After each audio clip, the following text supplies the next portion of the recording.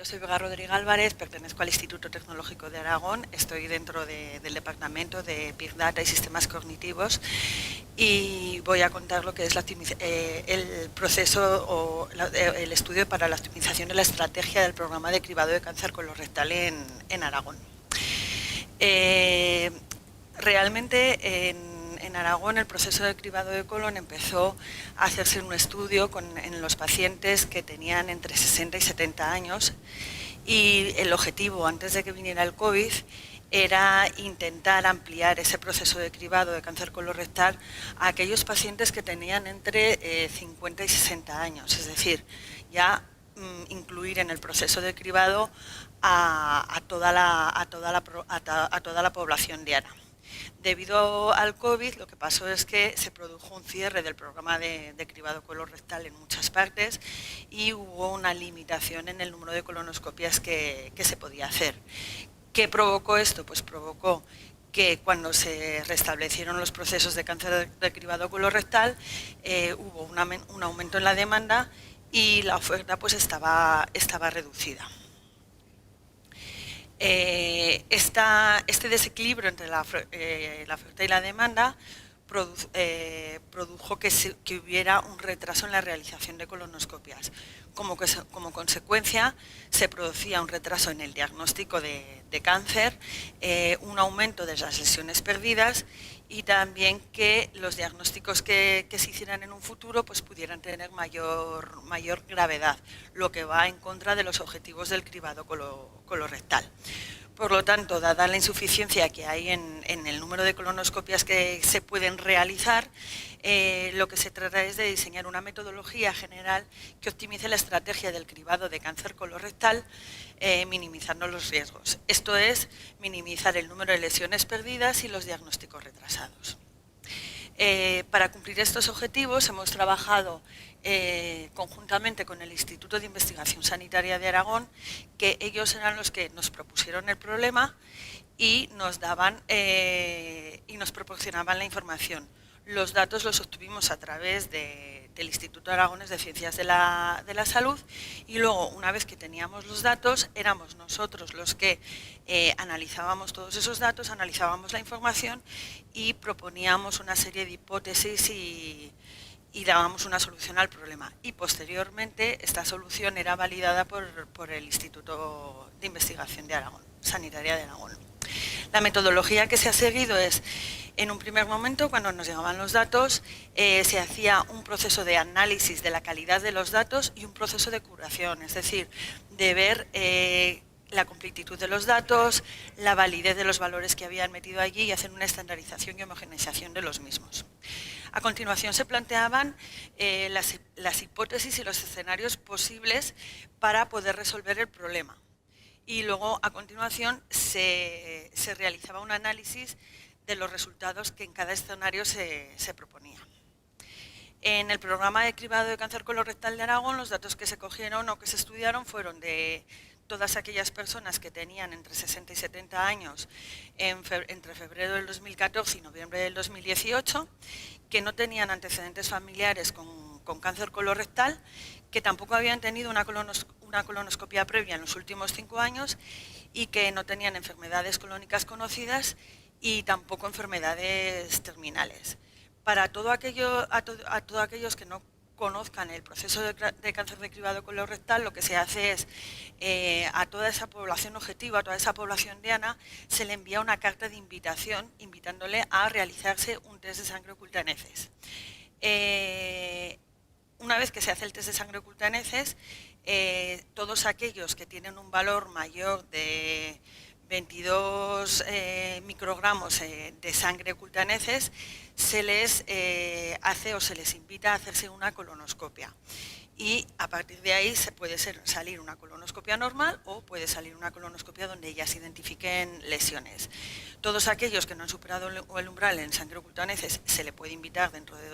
se le invitará en los años posteriores, e igual a todos aquellos que han salido con una colonoscopia normal. Aquí podemos ver, bueno, aunque se ve muy pequeñito, se puede ver que se invitaron unas 146.000 personas, pero las personas que aceptaban entrar al programa de cribado era alrededor del 50% de los que se hacían un test de sangre oculta en heces. Y luego de aquellos había un 6% de personas que iban a colonoscopias. Y de esas personas que iban a colonoscopias, pues había un 9,6% que realmente tenían lesiones graves de cáncer. Todo este proceso de análisis, curado, de estandarización de los datos, de ver la calidad del dato, dio lugar a un capítulo en un libro en el que se explica todo el proceso que hemos seguido para tener unos datos de calidad. Por otra parte, luego, una vez que ya se analizaron los datos, se plantearon los escenarios que queríamos estudiar. Realmente las variables que nos están afectando para tomar decisiones, o las que se estuvieron estudiando, es el número de colonoscopias que hay anuales, de la oferta que se tiene, el número de personas que hay invitadas al programa, y luego el punto de corte que se ha establecido para decidir si esas personas van a tener que realizarse una colonoscopia o no. Y a partir de ahí lo que se quiere ver es, jugando con esas variables, el número de lesiones que se han perdido, que no han sido diagnosticadas. Claro, el escenario ideal es aumentar el número de colonoscopias y hacer una colonoscopia a todo el mundo que sale con un valor positivo. Los escenarios que hemos planteado es mantener el punto de corte actual, en el que a lo mejor se hace una selección de las personas que van a las colonoscopias a través de una serie de criterios o de forma aleatoria, o aumentar el punto de corte para equilibrar esa oferta y esa demanda, porque al ser el punto de corte mayor, se reduce el número de colonoscopias que se tiene que realizar. Y a partir de aquí, en estas casuísticas, estudiar el número de lesiones perdidas. Manteniendo en el escenario 1, manteniendo el punto de corte actual, lo que se puede observar que si consideramos 100.000 invitaciones por año, enviadas por año, y con una disponibilidad de colonoscopias como la que tenemos ahora, y se estudian los 5 periodos años, vemos que si se eliminan